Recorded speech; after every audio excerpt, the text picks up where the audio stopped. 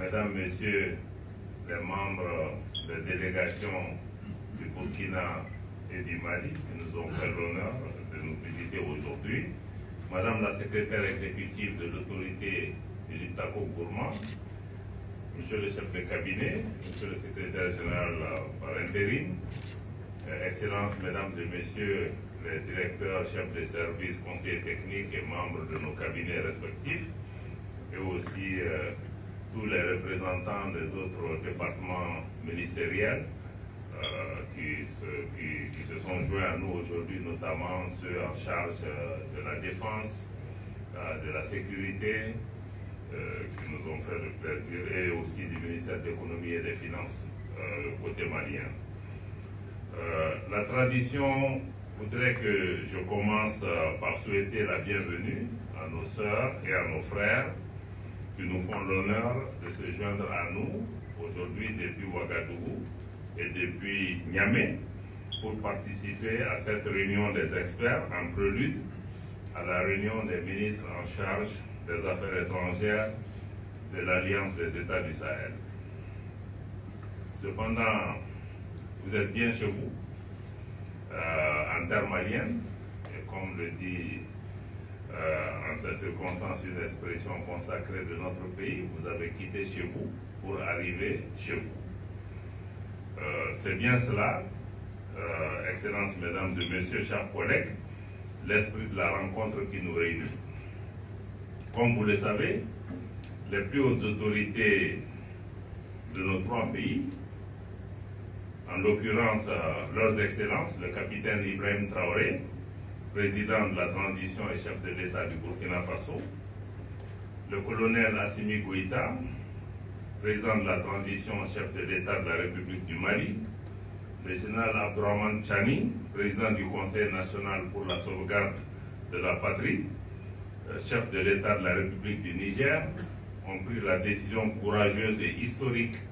de signer la charte du Liptako Gourma instituant l'Alliance des États du Sahel.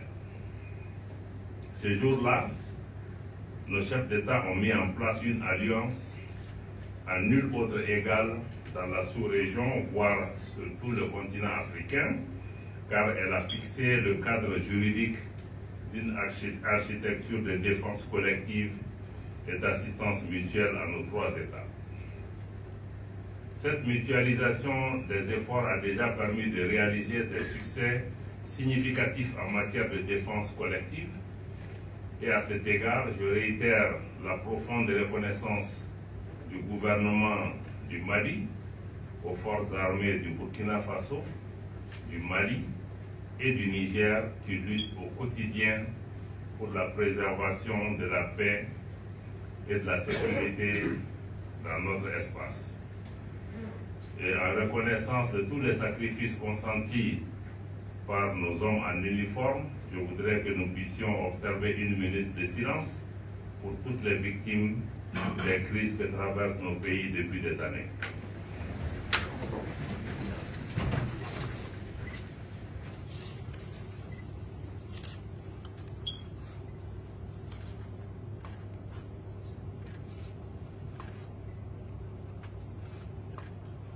Je vous remercie.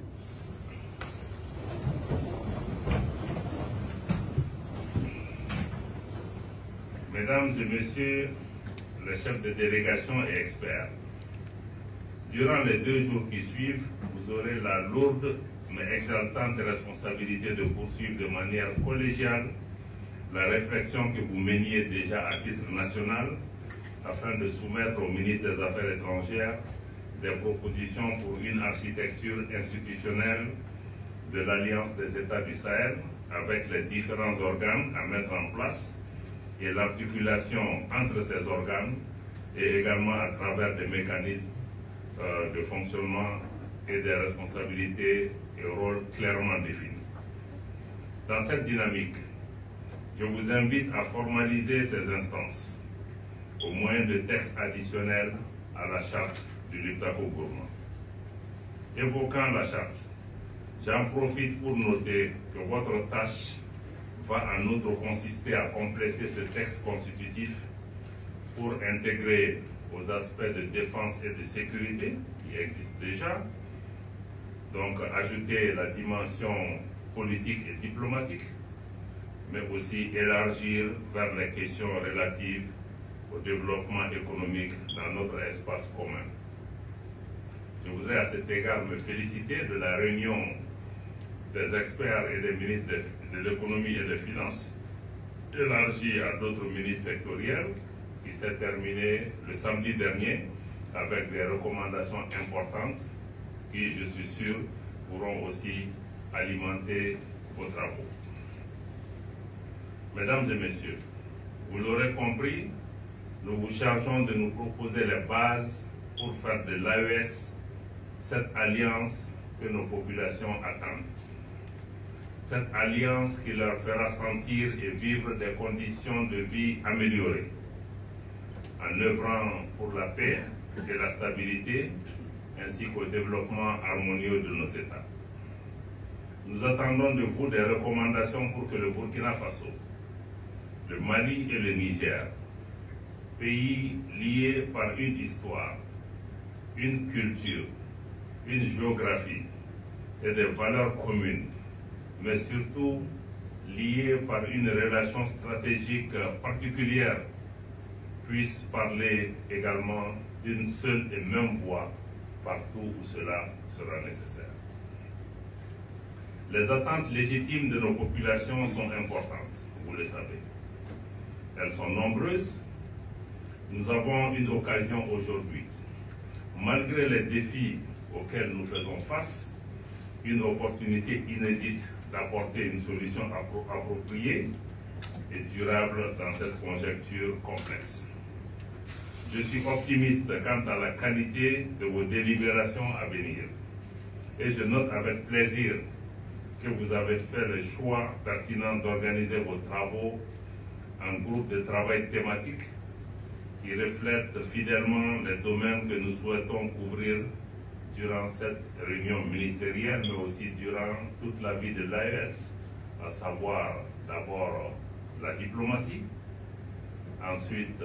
la défense et enfin les questions de développement économique.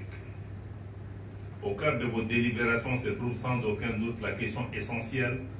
de l'approche stratégique à adopter, notamment le choix entre une approche holistique englobant tous les domaines de coopération possibles ou une deuxième option qui pourrait être une alliance axée sur des domaines prioritaires stratégiques, nous permettant aussi de tirer toutes les leçons d'expériences d'organisation lourdes, budgétivores et qui n'ont pas été en mesure de s'élever pour pouvoir remplir adéquatement leur mission. Ce préalable franchi, nous serons intéressés de connaître vos recommandations concernant la coordination de l'action diplomatique et politique, tout comme vos propositions relatives à l'intégration économique et monétaire plus poussée afin de renforcer le développement de nos États. Mesdames et messieurs, nous sommes à un tournant décisif. Les décisions que nous prendrons au cours de ces travaux préparatoires jetteront les bases de l'Alliance des États du Sahel. Nous sommes ici en tant que représentants d'une vision partagée, celle d'une région forte, une région stable, une région prospère. En tout cas, c'est l'ambition que nos chefs d'État et de gouvernement se sont donnés à travers l'adoption le 16 septembre 2023 de l'Alliance des États du Sahel pour pouvoir transformer de façon qualitative, mais aussi de façon significative, la situation de nos pays et pouvoir aussi apporter une réponse géostratégique à des menaces géostratégiques qui ont été imposées à nos pays. Je souhaite à chacun d'entre vous des délibérations fructueuses et constructives. Que nos échanges soient empreints de la détermination qui nous unit et de nos décisions qui tracent la voie vers un Sahel sûr, un Sahel pacifique, mais aussi un Sahel prospère pour cette génération et pour les générations à venir. C'est sur ces mots pleins d'enthousiasme, à l'image de la détermination que je note à travers la présence ici d'acteurs engagés et constructifs. Donc c'est avec ces mots d'enthousiasme que je voudrais donc déclarer ouverts les travaux de la réunion des experts en prélude à la réunion des ministres des Affaires étrangères de l'Alliance des États du Sahel qui doit se tenir ici même à Bamako le 30 novembre 2023. Je vous souhaite plein succès et je vous remercie de votre aimable attention. Voilà, merci beaucoup et on reste à votre disposition.